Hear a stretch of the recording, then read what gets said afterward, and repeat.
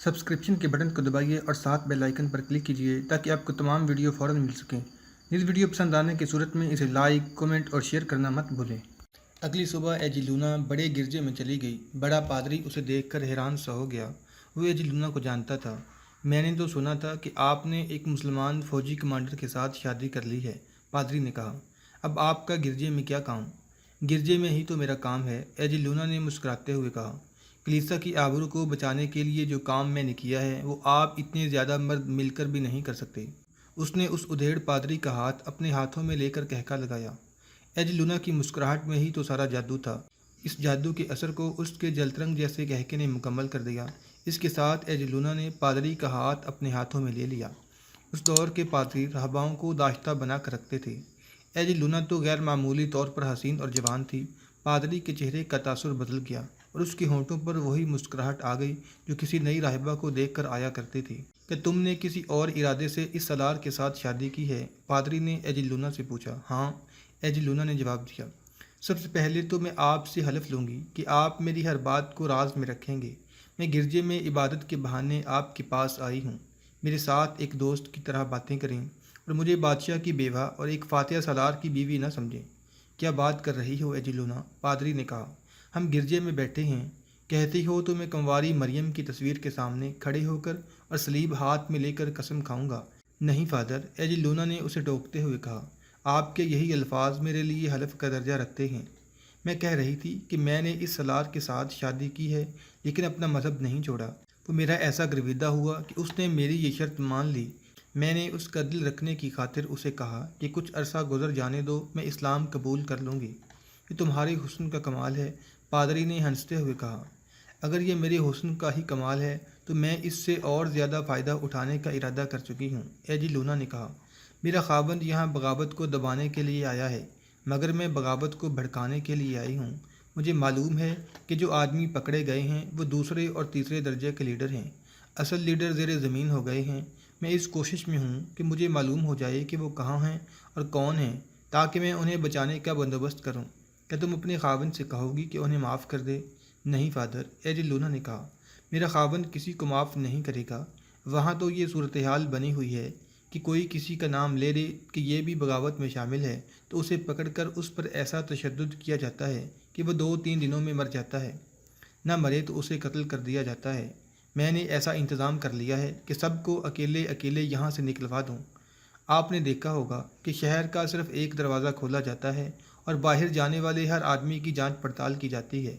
मैं इन आदमियों को सरकारी हैसियत दिलवा कर यहाँ से निकालूंगी। सबसे पहले तो मुझे निकलवाओ, पादरी ने कहा। बगावत का एक खुफिया अड्डा ये भी है।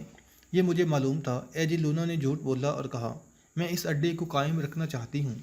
मेरे मतलब आपको यकीन होना चाहिए कि मैंने सलार अब्दुल अज़ीज़ के साथ सिर्फ इसलिए शादी की है कि इस्लामी हुकूमत की बुनियादें खोखली कर सकूं। मैं ये काम किस तरह करूंगी ये ना पूछें। सिर्फ ये बता देती हूँ कि मैं अपने खावंद के बाप को अपना आशिक बनाकर उसके साथ तो अलकात पैदा कर लूँगी। फिर मैं ऐसा नाटक खेलूँगी कि बाप बेटा एक दूसरे के खून के प्यासे हो जाएंगे। मुझे तुम पर एतमाद है, पादरी ने कहा। एजिलूना ने अपनी हुस्न जवानी का और ज़ुबान की चाशनी का जादू चलाकर पादरी को महसूर कर लिया। अगर इस बगावत की क़ियादत तुम अपने हाथ में ले लो तो हम कामयाब हो सकते हैं, पादरी ने कहा। हम कामयाब होंगे, एजिलूना ने कहा। हमें कामयाब होना पड़ेगा। नहीं होंगे तो मैं जानती हूँ कि ईसाइयत का और हमारा अंजाम क्या होगा। आप अपने महाज के अहम आदमियों से मिलवा दें कि कल इसी वक्त वो यहाँ आ सकते हैं। आ जाएंगे, पादरी ने कहा। एजिलूना ने कहा, मैं भी आ जाऊँगी, और वो उठ खड़ी हुई। पादरी भी उठा। एजिलूना ने बाजू फैला दिए। पादरी को शायद तवक्को नहीं थी कि एजिलूना ऐसी बेतकल्फ़ी का मुजाहरा करेगी। वो चौंका, फिर एजिलूना के बाजुओं में आ गया और उसे अपने बाजुओं में ले लिया। एजिलूना ने उसकी होंठ चूम लिए। मैंने आखिर इसी गिरजे में राहबा बनना है, एजिलूना ने कहा, लेकिन उनलस को आज़ाद करवा के। ये मेरी ज़िंदगी का मिशन है। एजिलूना पादरी के बाजुओं से निकल कर चली गई। उसे एजिलूना की 4 घोड़ों की बग्घी के चलने की आवाज़ भी सुनाई दी और 4 घोड़ों के कदमों की टाप भी सुनाई देती रही, मगर गुमसुम खड़ा रहा। उसके चेहरे पर ऐसा तासुर था जैसे एजिलूना के जिस्म के लमस से लुत्फ़ अंदोज़ हो रहा हो। दूसरे दिन एजिलूना फिर वहीं मौजूद थी, लेकिन कमरा कल वाला नहीं था। ये कमरों में घिरा हुआ एक कमरा था। गिरजे के बाहर 8-10 आदमी गिरजे के इर्द गिर्द टहल रहे थे। वो पहरा दे रहे थे। کہ کوئی آ جائے تو اندر والوں کو خبردار کر دیں۔ اس اجلاس میں 12-13 آدمی آئے تھے، جن میں 2 یہودی تھے۔ یہ سب بغاوت کے خفیہ لیڈر تھے۔ ابھی تک ان کی نشاندہی نہیں ہو سکی تھی۔ ملکہ ایجلونا، ایک یہودی نے بات شروع کی، ہم آپ کو خبردار کر دینا ضروری سمجھتے ہیں کہ آپ نے ہمیں دھوکہ دیا تو ہم پکڑے جائیں گے اور ہمیں قتل کر دیا جائے گا، لیکن میں آپ کو خبردار کرتا ہوں کہ زندہ آپ بھی نہیں رہیں گے۔ ہم نے ایسا انتظام کر رکھا ہے، آپ کو ہمارے آدمی فوراً قتل نہیں کریں گے، آپ کو اغوا کریں گے۔ آپ تصور میں لا سکتی ہیں کہ یہ آدمی آپ کے ساتھ کیسا سلوک کریں گے اور اس وقت چھوڑیں گے جب آپ مر چکی ہوں گی۔ نہ آپ قتل ہوں گے نہ میں اغوا ہوں گی۔ ایجلونا نے کہا، میرا خیال ہے کہ فادر نے آپ کو میری متعلق سب کچھ نہیں بتایا۔ سب کچھ بتا دیا تھا، یہودی نے کہا، ورنہ ہم یہاں نہ آتے۔ پھر بھی میں نے آپ کو خبردار کرنا ضروری سمجھا ہے۔ ہم کیسے نظر انداز کر سکتے ہیں کہ آپ ایک مسلمان فوجی کمانڈر کی بیوی ہیں؟ آپ کی وفاداری اپنے خاوند کے ساتھ ہوگی۔ میری وفاداری کلیسا کے ساتھ ہے، ایجلونا نے کہا۔ خاوند کو میں اپنا وفادار بنا رہی ہوں، وہ مجھ پر اتنا فریفتہ ہے کہ میں اس سے اپنی ہر بات منوا سکتی ہوں۔ میرا خیال ہے آپ خواب دیکھ رہی ہیں، ایک اور آدمی بولا۔ آپ کا یہ خاوند کچھ دنوں بعد کوئی اور شہر یا کوئی اور ملک فتح کرے گا تو وہاں اسے آپ جیسی کوئی اور لڑکی پسند آ جائے گی تو وہ اس پر فریفتہ ہو جائے گا اور آپ اس کے لیے بیکار چیز بن کر رہ جائیں گی۔ وہ وقت آنے سے پہلے ہماری بغاوت کامیاب ہو چکی ہوگی۔ ایجلونا نے کہا، کیا آپ نہیں جانتے کہ ملاکا اور غرناطہ میں بھی بغاوت شروع ہو گئی ہے؟ ہم نے اس باغیانہ رجحان کو اور زیادہ پھیلانا ہے۔ یہ آپ کا کام ہے۔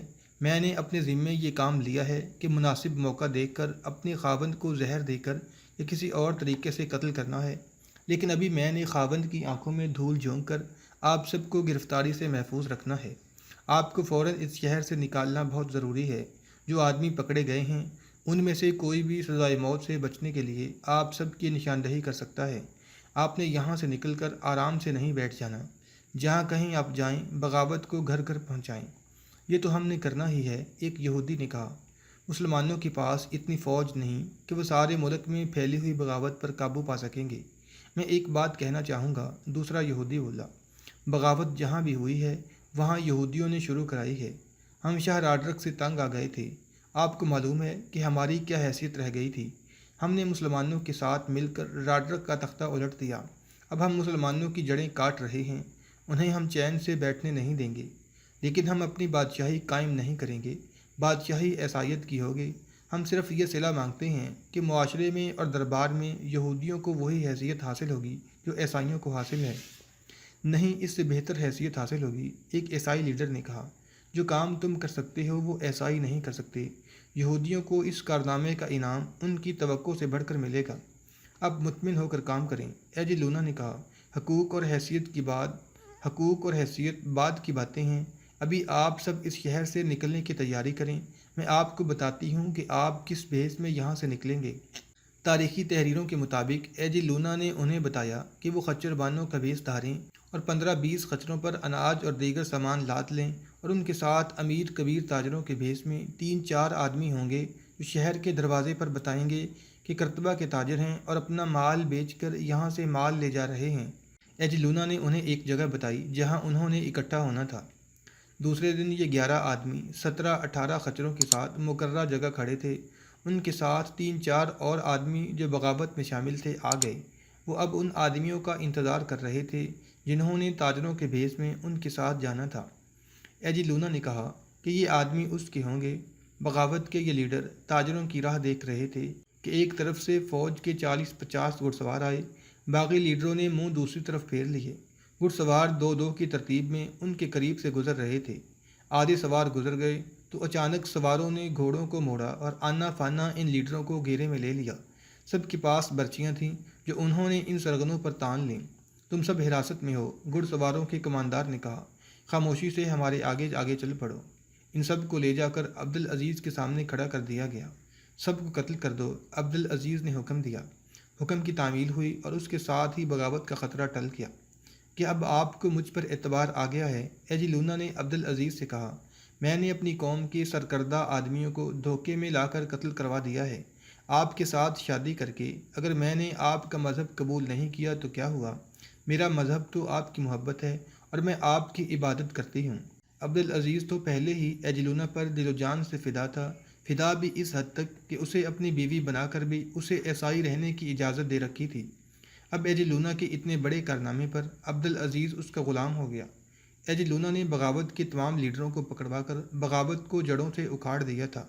بغاوت کے جرم میں قتل ہونے والوں میں پادری بھی شامل تھا۔ عبدالعزیز نے بغاوت کے جرم میں 90 عیسائی اور یہودی لیڈروں اور ان کے پیروکاروں کو قتل کیا تھا۔ یورپی مورخوں نے، جن میں لین پول، ایس پی اسکاٹ خاص طور پر قابل ذکر ہیں، عبدالعزیز کے خلاف بہت زہر اگلا ہے۔ وہ لکھتے ہیں کہ باغیوں نے 30 عربوں کو قتل کیا تھا، لیکن عبدالعزیز نے 100 کے قریب عیسائیوں اور یہودیوں کو قتل کرا دیا۔ قتل ہونے والوں میں پادری بھی شامل تھے اور یہودی ربی بھی۔ عبدالعزیز کو ایجی لونا نے تفصیل سے بتایا تھا کہ بغاوت یہودیوں نے شروع کرائی تھی اور وہ مسلمانوں کو اپنا سب سے بڑا دشمن سمجھتے ہیں۔ یہودیوں کو مسلمانوں کی مدد کے صلے میں زمینیں دی گئی تھیں۔ عبدالعزیز نے یہ زمینیں اور جائیدادیں ضبط کر لیں اور یہودیوں کو سرکاری رتبوں سے محروم کر کے انہیں معاشرے میں پھر وہی حیثیت دے دی جو انہیں عیسائیوں کے عہد حکومت میں حاصل تھی۔ یہ ذلت و رسوائی کی حیثیت تھی۔ یہودی ایسے ہی سلوک کے حقدار تھے۔ عبدالعزیز ان شہروں میں گیا جہاں بغاوت سر اٹھا رہی تھی۔ عبدالعزیز نے انتہائی سخت کارروائیاں کیں اور ظالمانہ سزائیں دیں اور تمام مفتوحہ شہروں کو باغیوں سے پاک کر دیا۔ طارق بن زیاد کو امیر موسیٰ بن نصیر کی اندلس میں صرف آمد کی اتنی خوشی تھی کہ اس نے کہا تھا، یہ خبر سن کر ہی کہ امیر مصر و افریقہ، جو میرا پیر استاد بھی ہے، اس ملک میں آ گیا ہے، میں اپنے آپ میں روحانی قوت محسوس کرنے لگا ہوں۔ پھر طارق کو اطلاع ملی کہ موسیٰ بن نصیر نے مریدہ اور اشبیلیہ جیسے بڑے شہر فتح کر لیے ہیں، تو طارق اپنے جسم اور اپنی روح میں نئی تازگی محسوس کرنے لگا۔ میں اپنے آقا کے قدموں میں تلیتا پیش کرنا چاہتا تھا، طارق بن زیاد نے کہا تھا، لیکن اب میں اسے اندلس کے اور زیادہ علاقے پیش کروں گا۔ اس وقت طارق تلیتا میں تھا۔ اس نے ارد گرد کے غیر مفتوحہ علاقوں کے متعلق معلومات حاصل کر لی تھیں۔ آگے 3 بڑے اور اہم شہر مائدہ، مایا اور گلیشیا تھے۔ طارق نے ان تینوں شہروں کو فتح کرنے کا فیصلہ کر لیا اور پیش قدمی کا جو راستہ بتایا وادی الجارہ میں سے گزرتا تھا۔ لیکن ابن زیاد، جولین نے اسے کہا، پیش قدمی کا جو راستہ تم نے منتخب کیا ہے یہ اتنا زیادہ دشوار گزار ہے کہ اس میں سے کوئی گزرتا ہی نہیں۔ تم اتنی فوج، اتنے گھوڑے، اتنا زیادہ سامان اور رسد کیسے گزارو گے؟ تم نے اس وادی کی حسن کے چرچے سنے ہیں۔ میں جانتا ہوں آسان راستہ کون سا ہے، طارق بن زیاد نے کہا۔ کیا تم نہیں جانتے وہ راستہ کتنا لمبا ہے؟ میں سفر میں اتنے زیادہ مہینے ضائع نہیں کرنا چاہتا۔ وادی الجھارہ میں سے گزرنے میں نصف سے بھی کم عرصہ لگے گا۔ میرے بربروں کا لشکر اسی دشوار رستے سے گزرے گا۔ میں بہت سے علاقے فتح کر کے امیر موسیٰ بن نصیر سے ملنا چاہتا ہوں۔ میں اس سے یہ نہیں کہلوانا چاہتا کہ میں اس لیے آگے نہیں بڑھا تھا کہ آگے راستہ دشوار تھا اور میں آسان راستے تلاش کرتا رہا ہوں۔ میرے محترم دوست اوپاس نے کہا، یہ راستہ اتنا خطرناک ہے کہ آپ کی فوج کی کئی جانیں ضائع ہو جائیں گی، اور یہ خطرہ بھی ہے کہ فوج راستے میں ہی پھنس کے رہ جائے گی۔ اوپاس، طارق بن زیاد نے کہا، وہ کون سا خطرہ ہے جو ہمارے سامنے نہیں آیا؟ کیا وہ خطرہ کم تھا کہ راڈرک 1 لاکھ کا لشکر لے کر آ گیا تھا جس میں آدھے گھڑسوار تھے؟ ہمارے پاس کیا تھا اوپاس؟ صرف 12,000 سوار کم، پیادے زیادہ۔ اور تمہیں معلوم ہے کہ تلیتا کے دفاع کی تفصیلات سن کر ہم سب سوچ میں پڑ گئے تھے، اور میں نے کہا تھا کہ اس شہر کو لینا آسان نہیں ہوگا۔ اگر ہم یہ سوچ کر دور بیٹھے رہتے کہ ہم انسانوں کا اور قدرت کا بنایا ہوا اتنا مضبوط دفاع نہیں توڑ سکتے تو اس شہر میں ہم کبھی داخل نہیں ہو سکتے۔ ہم آگے بڑھے تو شہر کے دروازے کھلے ہوئے ملے۔ ہم اللہ کو ماننے والے لوگ ہیں اوپاس، اللہ راستہ انہیں دیتا ہے جو بے خوف اس راستے پر چل پڑتے ہیں۔ جولین اور اوپاس طارق بن زیاد کے منہ کی طرف دیکھنے لگے، جیسے انہیں شک ہو گیا کہ طارق کا دماغی توازن بگڑ گیا ہے۔ طارق بن زیاد کا لشکر وادی الجھارہ میں داخل ہو گیا۔ جولین اور اوپاس اس کے ساتھ تھے۔ طارق نے تلیتا کے انتظامی امور کے لیے جو حاکم مقرر کیے تھے ان میں یہودی بھی تھے۔ طارق یہودیوں کو وہی اہمیت دے رہا تھا جو مسلمان حکام کو حاصل تھی۔ وہ بجا طور پر یہودیوں کو اپنا دوست اور بحیخہ سمجھتا تھا۔ اسے ابھی معلوم نہیں ہوا تھا کہ یہودی اپنی اسلام دشمن اور فتنہ پرداز ذہنیت کے مظاہرے کرنے پر اتر آئے ہیں، اور وہ بڑے بڑے شہروں میں بغاوت شروع کرا چکے ہیں۔ وادی الجھارہ میں داخل ہوئے تو عرب اور شمالی افریقہ کے ریگزاروں میں پل کر جوان ہونے والے مجاہدین کو یہ خطہ ارض جنت جیسا حسین یا بڑے ہی خوبصورت خواب جیسا دل فریب اور روح پرور لگا۔ ان کے تھکے ہوئے جسم تر و تازہ ہو گئے۔ گھوڑوں کی چال اور رفتار میں بھی شوخی آ گئی تھی۔ آگے گئے تو ایک ندی آ گئی۔ یہ گہری تو نہیں تھی، درمیان میں پانی کی گہرائی کمر تک تھی، جس میں سے مجاہدین کے لیے گزرنا کوئی مشکل نہیں تھا، لیکن یہ پہاڑی ندی تھی، اس لیے اس کا بہاؤ بہت تیز تھا۔ اتنا تیز کہ طاقتور مجاہدین کے لیے بھی پاؤں جمانا محال تھا۔ اس تندی اور تیزی کے علاوہ پانی اتنا یخ تھا کہ جسم اکڑتا محسوس ہوتا تھا۔ گھوڑے بھی ٹھٹھرتے اور بدکتے تھے۔ سامان خچروں پر لدا ہوا تھا۔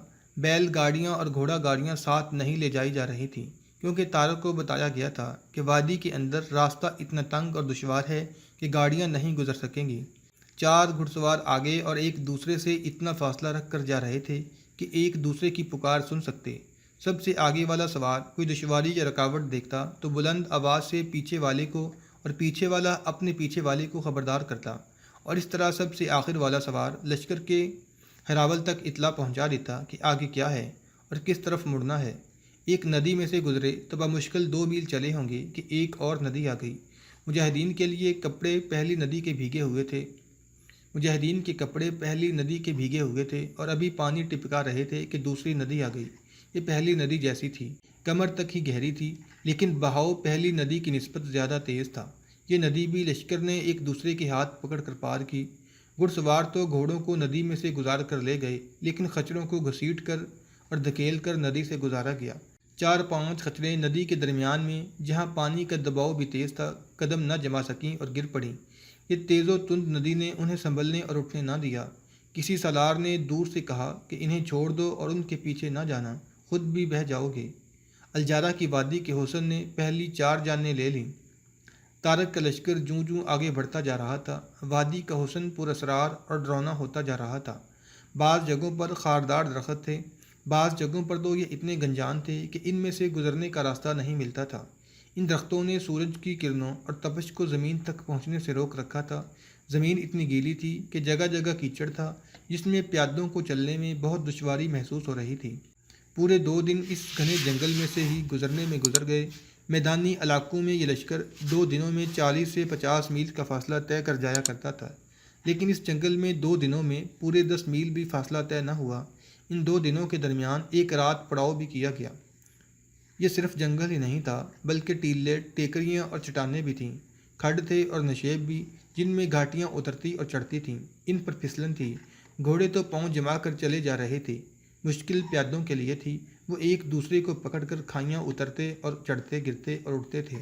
سپہ سالار طارق بن زیاد انتہائی خطرناک دشواریوں میں اپنے لشکر کو ہی نہیں، بلکہ امت رسول صلی اللہ علیہ وسلم کو نیا راستہ دکھا رہا تھا۔ وہ اپنے لشکر کے ساتھ خاموشی سے نہیں چلا جا رہا تھا، بلکہ وہ لشکر کے ہراول تک گھوڑا دوڑاتا جاتا اور وہاں سے لشکر کے آخر تک جاتا۔ وہ چلا چلا کر لشکر کا حوصلہ بڑھاتا تھا۔ تمہیں یہ دریا اور یہ ندیاں نہیں روک سکتیں، تم پہاڑوں کے جگر چاک کر سکتے ہو۔ اللہ تمہارے ساتھ ہے، منزل قریب ہے اللہ کے شیرو، تم جنت کے راستے پر جا رہے ہو، پورا اندلس تمہارا ہے، اندلس کے خزانے تمہارے ہیں، اللہ کو یاد کرتے ہوئے چلو۔ طارق کا انداز ایسا پرجوش تھا کہ اس دشوار اور جان لیوا کوچ کی صعوبتوں کے باوجود مجاہدین کے چہروں پر رونق اور ہونٹوں پر مسکراہٹ تھی۔ طارق کی حوصلہ افزا للکار کے جواب میں لشکر کی بار بار گرج سنائی دیتی تھی، ہم تمہارے ساتھ ہیں طارق، ہم تمہیں اللہ کے سامنے شرمسار نہیں ہونے دیں گے۔ اللہ اکبر، اللہ اکبر۔ اس کوچ کی تفصیلات جو تاریخ دانوں نے لکھی ہیں اتنی طویل ہیں کہ صرف اس کوچ اور راستے کی دشواریوں پر ہی ایک کتاب لکھی جا سکتی ہے۔ یہ ایک تاریخی کوچ تھا جس میں اگر ساری نہیں تو آدھی فوج کی تباہی کا خطرہ اور امکان موجود تھا۔ یہاں 2-3 حادثوں کا بیان کافی ہوگا۔ ایک ایسا علاقہ آ گیا جس کی زمین عجیب و غریب گھاس سے ڈھکی ہوئی تھی اور درخت نہیں تھے۔ تاریخوں کے مطابق یہ علاقہ کم و بیش 1 میل لمبا اور اتنا ہی چوڑا تھا۔ عجیب بات یہ تھی کہ اس 1 میل میں صرف گھاس تھی جو 1 فٹ سے 4 فٹ اونچی تھی۔ وہاں درخت اس علاقے کے ارد گرد تھے اور ارد گرد اونچی ٹیکریاں تھیں جو درختوں سے ڈھکی ہوئی تھیں۔ وہاں کوئی پگڈنڈی یا راستہ تو تھا نہیں۔ ہراول دستہ سیدھا اونچی گھاس میں داخل ہو گیا۔ یہ سب گھڑ سوار تھے۔ وہ 6-6 7-7 کی صفوں میں جا رہے تھے۔ گھوڑوں کے قدموں سے گھاس میں سے پانی اچھلنے لگا۔ سواروں نے اتنے سے پانی کی پرواہ نہ کی، وہ بڑھتے چلے گئے۔ ان کے پیچھے پیادے بھی گھاس میں داخل ہو گئے اور پانی میں چلتے گئے۔ اچانک سب سے آگے جانے والے سواروں کا شور و غل سنائی دینے لگا اور ان میں بھگدڑ مچ گئی۔ وہ ذرا گہرے پانی میں چلے گئے تھے۔ گھوڑے اتنی زور سے ہنہنا کر بے لگام ہوئے جا رہے تھے جیسے ان کے سامنے بہت بڑا خطرہ آ گیا ہو۔ وہ پیادے جو گھاس میں کچھ دور تک پیچھے کو بھاگے، ان میں سے کئی ایک گر پڑے۔ چند ایک کی چیخیں سنائی دیں اور ان کا بڑا بلند واویلا سنائی دیا، بچاؤ، ان بلاؤں سے بچاؤ۔ ان کے ساتھ 3-4 گھوڑے تو ایسے بری طرح ہی نہنائے جیسے ان پر درندوں نے حملہ کر دیا ہو۔ مگرمچھ ہیں، کوئی چلایا، بے شمار مگرمچھ ہیں۔